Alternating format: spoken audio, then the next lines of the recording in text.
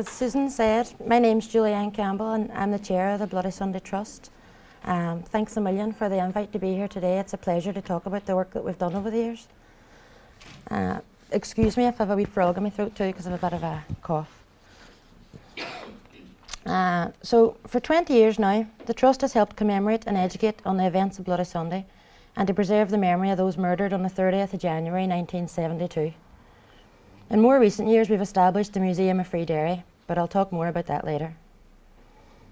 I should say a bit about myself too. Until recently, I was a reporter for the Derry Journal, and I'm a writer by trade. I've been a member of the Trust since 2009, and I was appointed chair earlier this year, and I'm actually the first ever female chair too. Yay. So my reasons for getting involved with the Trust are quite simple, I think. My uncle Jackie Duddy was the first person to die on Bloody Sunday. There's a wee picture of him here, bear with me. That's the funeral. That's Jackie there. He was only 17. He was a promising young boxer with Olympic aspirations, and my mum and her family never ever got over the pain of losing Jackie. For years I watched in admiration as my family campaigned for justice and refused to give up. My auntie Kay Duddy, a formidable woman who is here somewhere today, lived next door to us, and from an early age I took an active interest in what she was trying to achieve through the campaign. So I suppose that's what really led me here, was I wanted to do my bit too. 4 years ago I was the press officer for the families for the publication of the Bloody Sunday report, and the same year they commissioned me to write a book with the families, producing the first account of their campaign. And our book later won a Peace and Reconciliation Prize, which I'm really, really proud about. So let me tell you a wee bit more about that's Jackie. And that's some photos of, that's the Civil Rights banner that's actually in the museum now. This is the Trust upon launching in 1997. The Trust was launched in January 97 on the 25th anniversary of Bloody Sunday. And the idea was that it was broadly to consist of family members, lawyers, academics and other concerned citizens from Derry who felt they could bring something to the table. Our overall aims were promoting conflict resolution, peace and reconciliation by learning the lessons from Bloody Sunday. Although entirely separate from the well-known Bloody Sunday Justice campaign of the 1990s, the Trust took a leading role in assisting families in their pursuit of truth and justice. This included the commissioning of an influential Walsh report, which was a thorough analysis of the original Widgery Tribunal in 1972, which is known to many today as the Widgery Whitewash. Professor Dermot Walsh's report was a damning indictment of the British legal system of the time. We submitted this new report to the Irish government, and its contents were so compelling that the Irish government then put pressure on the British government for a new inquiry, and the rest, as they say, is history. Our primary focus at that time was facilitating the families who would soon be caught up in a second inquiry and trying to support them as best we could. When proceedings eventually started at Derry's Guildhall, the Trust set out to create a support structure to help them cope with the trauma of a new inquiry. We secured funding for staff and counselling services to support them, and my predecessors in the Trust managed to negotiate with a very supportive local businessman, Garvin O'Doherty, who offered families the use of the class beautiful old bank on the bottom of Shipke Street, just yards from where the inquiry was held. And I happen to know that we actually got that building for 1 penny a year for the duration of the inquiry, so it was a massive deal to get it, you know, fair play to him. The Shipke Street building then became the Bloody Sunday Centre. It was a place where the families and injured could come if they wanted to escape the Guildhall, just for a cup of tea and a break. The inquiry itself was broadcast into the centre on a live feed from the Guildhall's main hall, so families could follow the inquiry from in there if that's what they felt more comfortable doing. We also had a small exhibition of photos, so the public were welcome to come in and find out more. Madden and Finucane solicitors, who represented the majority of the families at the time, also set up an office in the same building for the duration, so the centre really was invaluable at that time. So, preparing for the Saville report, we established a formal family support programme for the families too, and that was something that was particularly important as the inquiry prepared to publish findings. People were understandably nervous about Saville. We didn't know what we were going to hear, and the pressure was often difficult for many. With the families becoming increasingly tense and anxious, the Bloody Sunday Trust received funding from the Department of Foreign Affairs to establish the Bloody Sunday Family Advice Centre in the Rathmore Centre in Cregan. The centre was officially opened in March 2010 and was opened by the then sole surviving parent of Bloody Sunday, the late Lawrence McElhinney, father of Kevin McElhinney.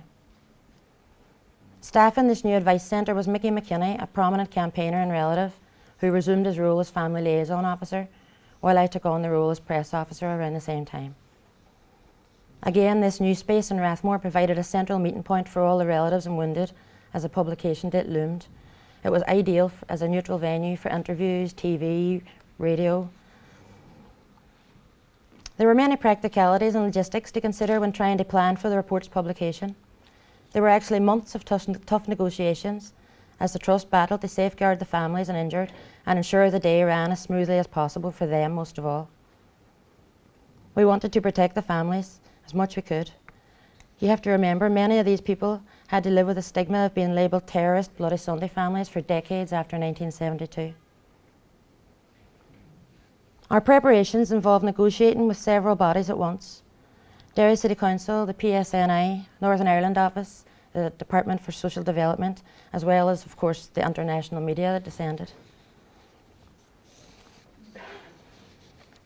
I'm sure I need not remind anybody of the actual events of the 15th of June 2010, when 10,000 people poured out onto the streets in support of the Derry families.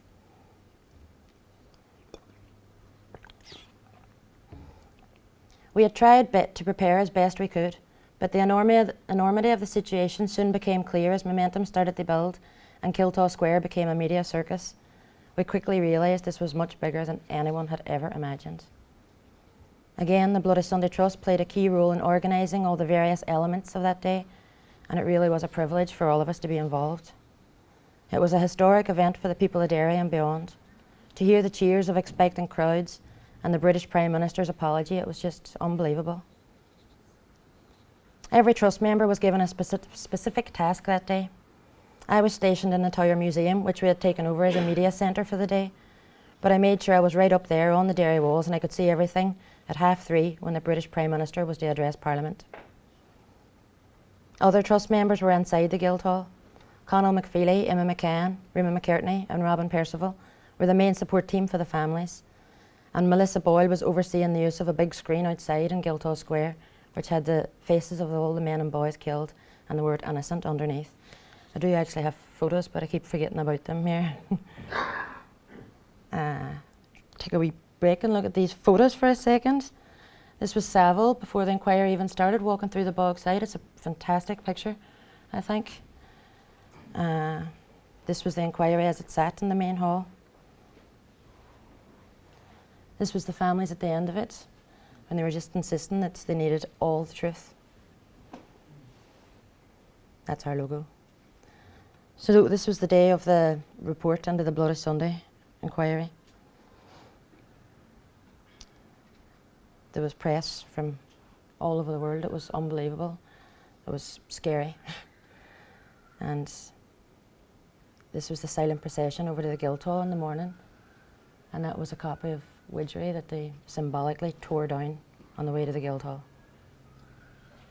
This was the big screen that the Trust set up as well, just to try and focus people's minds while they were there, you know, in the Guildhall Square, that it's something to look at and remember while they were waiting, you know, this is what everyone's here for.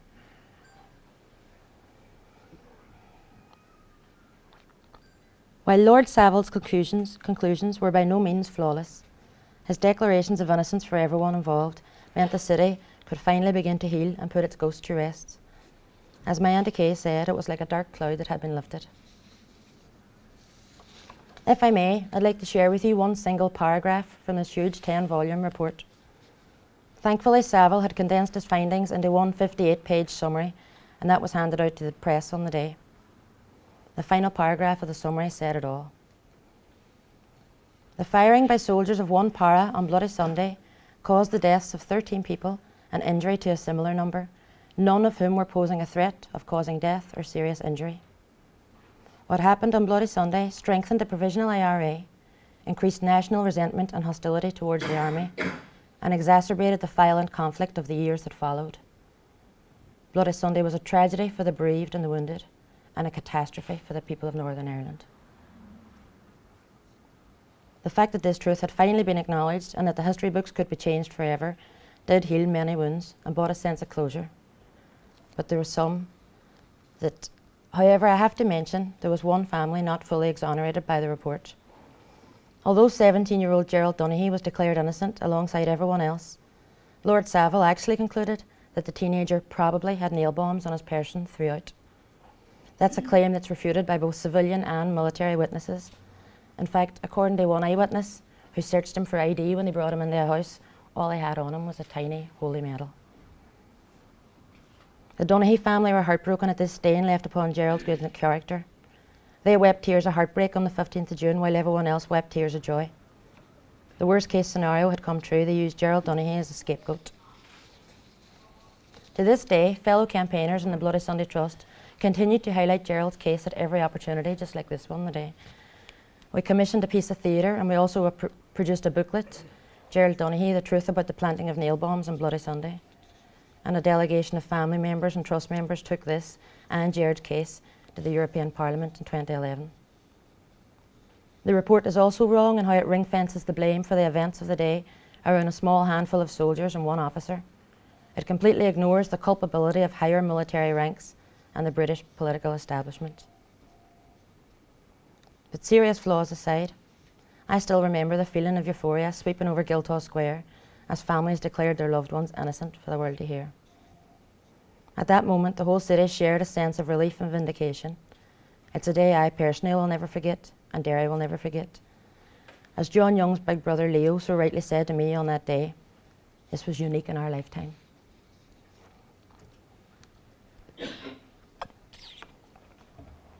Some of you might also recall another important event that happened the morning after the report was published, when an emotional meeting took place between families and Protestant church leaders in the Bogside, again in the full glare of the world's media. This was a historic event in itself, and this simple, loving gesture was so important because it further highlighted the need for healing here. Following the launch of the Saville report in 2010, the Trust was keen to initiate an international project that would highlight the plight of civilians of state violence and encourage those fighting for truth and justice everywhere. This would be done under the name Setting the Truth Free, and the aim was to hold a proactive, positive event every June. This June we helped launch the hugely powerful In Their Footsteps campaign, which many of you might have seen or read about in the newspapers.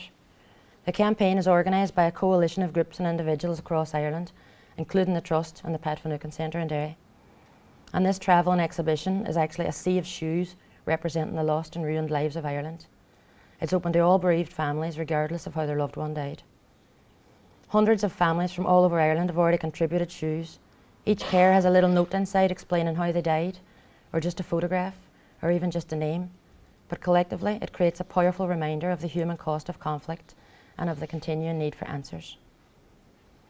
Irish families have already taken Setting the Truth Free to the streets of Dublin, Derry and Belfast with great success, and we hope Stormont will be next. That's also an ongoing initiative, so obviously if there's anyone here that would like to contribute a pair of shoes or know someone that would, they're most welcome. So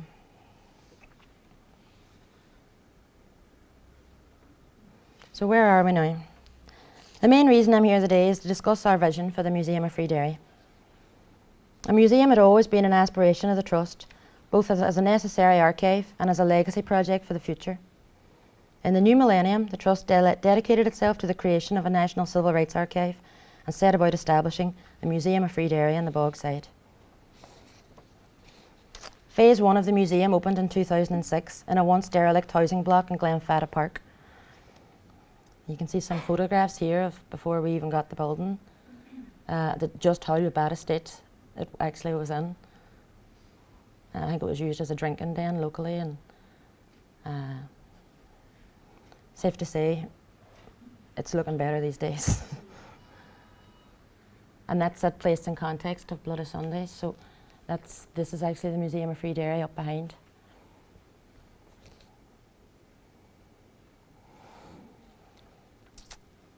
From humble beginnings, the museum has grown and developed with a staff of 3, has become one of the key visitor attractions in the city. It was set up to tell the story of the events that occurred and impacted on the Free Derry community in the latter part of the 1960s and the early 1970s. These were momentous events that helped shape the city and also impacted greatly across the north and internationally, playing a major role in shaping the years that followed. The introduction to the museum is particularly important. It states its case much more eloquently than I ever could. The Museum of Free Derry tells the story of the people of a working class community who endured oppression and rose up against it. The story is told here from the people's point of view. This museum is not just a place of record but of education, so that all might learn from the Free Derry struggle as we learned from others. The civil rights movement in Ireland has its deepest roots in Derry. It was here on the 5th of October 1968 that the issue of civil rights in the North first came to the attention of the world when the RUC attacked a peaceful demonstration in Duke Street. It was here that the first no-go area was declared in January '69, when the defiant slogan, "You are now entering Free Derry," appeared on a gable wall on the bog side. It was here on the 30th of January 1972 that 14 unarmed demonstrators were shot dead and another 14 injured by the British Army in the streets around this building. In taking on the might of the state, the powerless challenged the way that things had always been and dared to dream a different world where justice, equality and freedom were the entitlement of all. In this museum and archive rests parts of their legacy. Their epitaph is a continuing struggle for democracy. This museum is dedicated to all who have struggled and suffered for civil rights everywhere. So this obviously makes it clear that the museum is an openly subjective museum, coming directly from one side of what is still a very contested history. The fact that 2 of our 3 staff lost brothers on Bloody Sunday, that we are based right in the killing zone of that day, all make it very clear where our roots lie. We built the museum in order to help our own community come to terms with their own history and to help others understand what we experienced. We also hope that this will act as an encouragement to other communities to do the same, and there will be even greater input into the ongoing and vital debate on how we remember and deal with our recent troubled past. It's a core belief behind the museum that we must deal properly with our recent history, not only as a means of recording and presenting it as a history, but also as a means of reconciliation. The devised perceptions of history in the North has always been a cause of friction and distrust between various communities, and we believe the best way to resolve this is not by trying to create a single compromised and sanitised history, which takes something away from everyone, but by encouraging all the different communities to tell their own stories in their own way. Of the tens of thousands who visit the museum annually, school and other educational groups are very important and ever-growing sector of the visitor numbers. Annually, the museum could see over 150 educational groups visit, split roughly 50-50 between second and third level education. For most school groups aged 14 to 16, we provide a worksheet to help them work their way around the museum and to stimulate discussion on contemporary implications of this history. Members of staff are always available to answer questions or offer explanation. We've also produced a portable version of the exhibition, which enables us to bring our history out to schools and other groups who, for whatever reason, can't visit the museum. And a copy of this exhibition is now in permanent use in Little Rock Central High School in America, the school where the National Guard famously had to escort black pupils past racist white protesters. That school is now one of the main civil rights museums in the southern United States. We've also tried to put our history into a broader international context, and we do not present it as simply part of a communal conflict in the North or between Ireland and Britain, but also in relation to other events in other parts of the world. This is vitally important as we believe that we can learn from how others have dealt with similar issues, as others can also learn from us.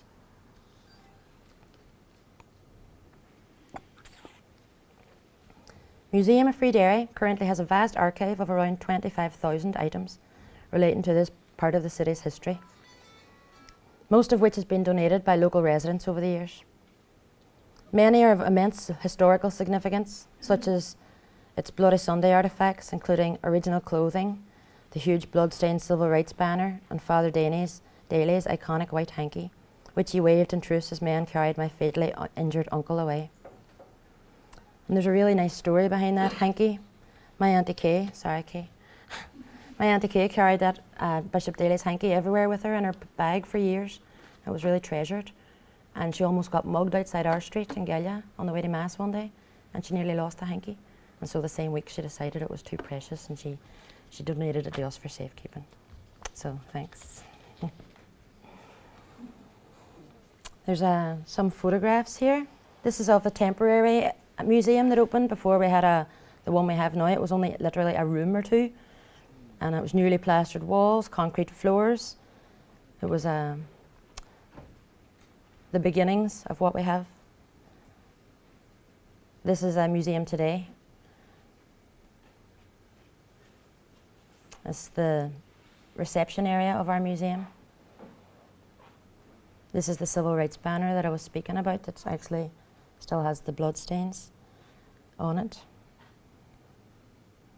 That's Bishop Daly's hanky. So these are some of the other great things that we have on display. That's a B Special uniform.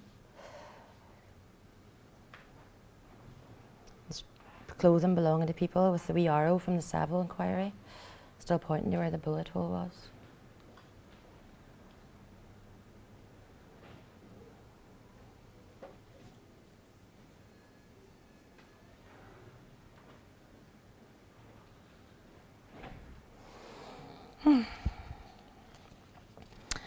So, other artefacts on display include intriguing objects such as the milk bottles from a local dairy that are of the same type used by protesters to make petrol bombs. There's also the famous photo of the young petrol bomber taken during the battle, which was later used on a mural locally. Also on display are RUC helmets, banners, truncheons, rubber bullets, a gas mask, as well as photos, documents, a record player used by Radio Free Derry, and amazingly we also have the receipt for the petrol that was used for the petrol bombs during the Battle of the Bogside. To date, the museum has attracted over 140,000 visitors and helped foster international understanding of our own recent history. We are a member of the International Coalition of Sites of Conscience, a network of 185 institutions across the globe. These are places of memory, where past violence and injustice are not only remembered, but harnessed to promote cultures of peace and human rights. We are one of the 27 sites that form the European Sites of Conscience network. We currently sit on the steering committee which organises the regional meetings. While each site brings its own unique historical perspective on today's challenges, together the 27 sites in 15 different countries encourage a combined 3 million annual visitors to pursue tolerance and plurality. Among the other sites within our European Sites of Conscience network are the Centre for Studies of Holocaust and Religious Minorities in Norway, the Schindler Factory in Krakow, Fund B92, the Museum of Tolerance in Serbia, the Guernica Peace Museum Foundation in Basque Country, the Hadamar Memorial in Germany, Healing Through Remembering right here in the north, the Historical Museum of the City of Krakow, Poland, and the Memorial Democratique in Catalonia. So what about now? Now we're entering a very exciting time and the culmination of many years' work. In January, the Trust will embark upon the second and final phase of Museum of Free Derry, a capital build project funded by the Heritage Lottery Fund, Northern Ireland Tourist Board and the Department for Social Development.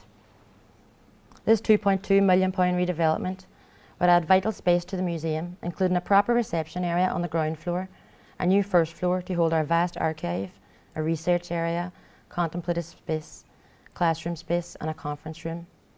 There'll also be a new public realm area linking the museum to Roswell Street. Ultimately, we hope to create a world-class museum by 2016. We've developed relationships with all the other museums locally too, and we've great links with the Apprentice Boys Memorial Hall Museum on the walls, which is also undergoing major redevelopment as we speak. So these days, the Apprentice Boys send their visitors down our way and we direct ours up towards theirs on the walls. People from all over the world are now coming to see the Museum of Free Derry, as well as more and more school groups from north and south and from both sides of the community, and these numbers continue to increase every year. We are confident that Phase 2 will provide us a lasting memorial to the era and one which is based in and benefiting one of the city's most deprived areas. Next year will be an exciting one for us all as we decant the museum to temporary premises and finally see the rebuild begin. We have a few hard years of work ahead, but it'll be worth it in the long run, as Phase 2 will create a major new cultural and heritage landmark for the city. Thank you. Thanks for listening.